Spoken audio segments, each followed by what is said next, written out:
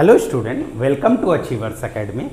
आज एक हम बहुत ही इंपॉर्टेंट डिजीज पढ़ने वाले हैं जिसको बोला जाता है टेट्रालॉजी ऑफ फैलोड। टेट्रालॉजी का मतलब होता है चार प्रॉब्लम एक साथ। ओके, एंड फैलोड जो है, फैलोड फ्रेंच फिजिशियन थे जिन्होंने ये चारों डिजीज को एक साथ एक्सप्लेन किया।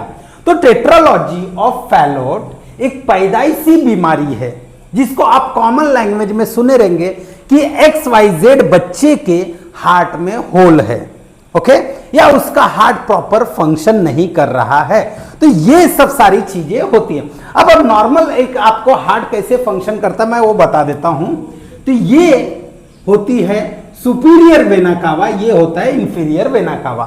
तो वेना कावा का फंक्शन ये होता है कि डीऑक्सीजनेटेड ब्लड को कलेक्ट करेंगे और कहां पे रखेंगे, RA, राइट एट्रियम में ले जाके पोर कर देते हैं। फिर वहां से क्या होता है, यहां पे एक वॉल होता है जिसको बोलते हैं ट्राइकास्पिड, और वो ओपन होता है तो कहां जाता है, RV में जाता है।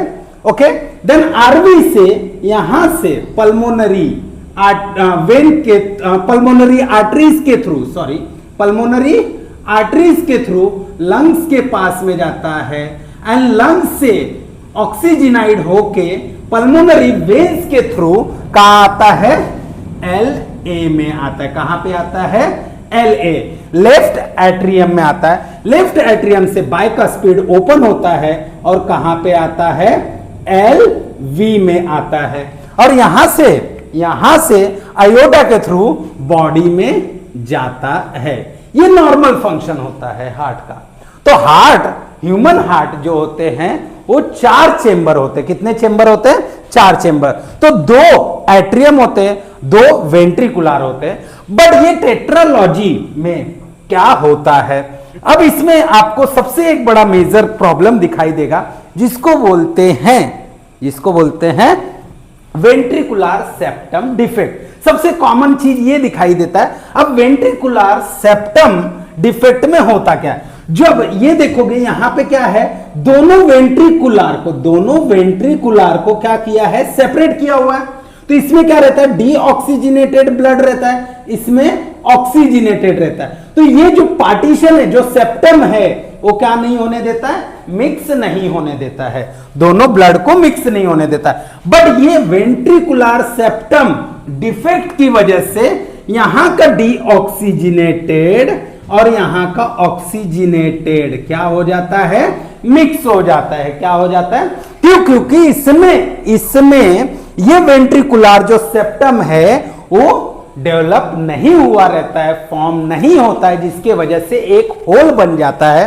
तो डिजीज को बोलते हैं, या वो डिजीज को बोलते हैं वेंट्रिकुलर सेप्टम डिफेक्ट। अब दूसरा चीज देखने को मिलता है आपको, पल्मोनरी स्टीनोसिस। पल्मोनरी स्टीनोसिस में क्या होता है, जो पल्मोनरी आर्टरीज होती है वो क्या हो जाता है, उसका जो साइज होता है, जो ल्यूमेन होता है, वो रिड्यूस हो जाता है। क्या हो जाता है, देखो यहां पे मैंने मोटा बनाया हुआ है, यहां पे देखो मैंने रिड्यूस कर दिया है। तो ये रिड्यूस हो गया है। तो रिड्यूस होने की वजह से जितना ब्लड जाना चाहिए उतना नहीं जा पाता है। तो क्या होता है, इसका साइज रिड्यूस होने की वजह से जो ऑक्सीजनेटेड ब्लड आने चाहिए लंग से वो नहीं आ पाते हैं, तो प्रॉब्लम होता है।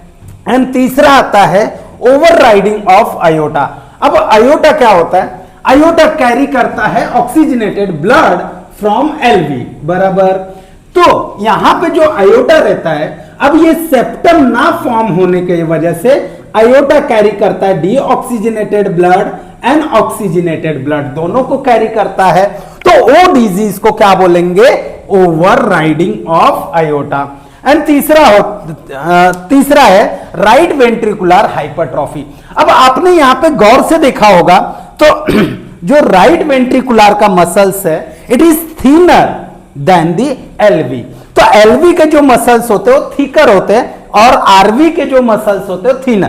बट ये डायग्राम में आप फोकस करोगे तो देखोगे यहां पे क्या हो गया है, थिक हो गया है। क्या हो गया है, यहां का भी थिक है, यहां का भी थिक है। जिसके वजह से इसको ज्यादा काम करना पड़ता है। क्यों ज्यादा काम करना पड़ता है? क्योंकि पल्मोनरी स्टेनोसिस, अब ये ल्यूमेन नैरो होने की वजह से अगर ये ज्यादा फोर्स नहीं लगाएगा तो ब्लड इसके अंदर जाएंगे नहीं, तो इससे डिफेक्ट को क्या बोला जाता है?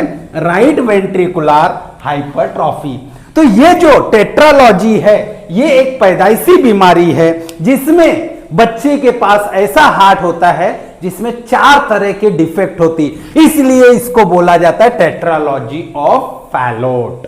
ओके, तो ये डिजीज रेयर है, लाखों बच्चों में से एक बच्चे को होता है, बट बहुत ही प्रॉब्लमेटिक होता है। इसमें ज्यादा सर्वाइवल चांसेस नहीं रहते। इसका अगर मैं ट्रीटमेंट की बात करूं तो एक ही ऑप्शन है हमारे पास, सर्जरी। बाकी मेडिकेशन से ये ठीक नहीं होता है, ओनली सर्जरी ही एक लास्ट ऑप्शन हमारे पास रहता है। Okay, thank you.